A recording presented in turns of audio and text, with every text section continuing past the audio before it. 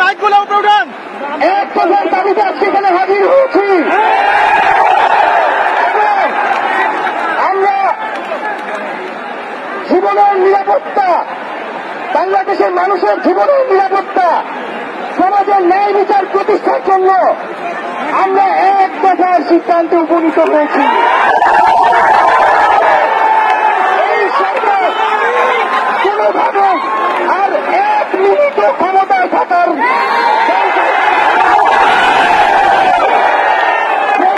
বলেছে গণভবনের দরজা খোলা আছে।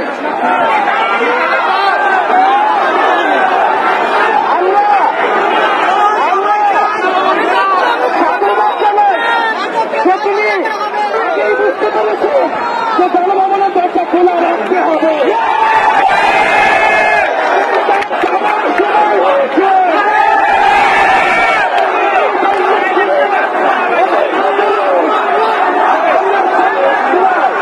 আমরা আপনাদের উৎখাত করার জন্য আসব।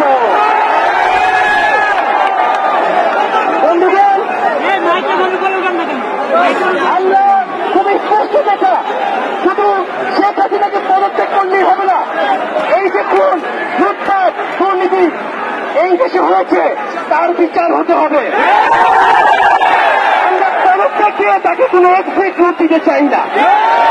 তাকে পদত্যাগ করতে হবে, বিচারের আওতায় আনতে হবে।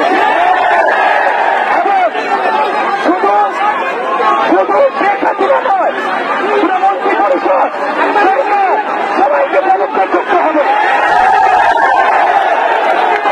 এবং এই যে রেজিম, এই যে জাতীয়তাবাদী শাসন ব্যবস্থা, এটাকে বিরোধ করতে হবে।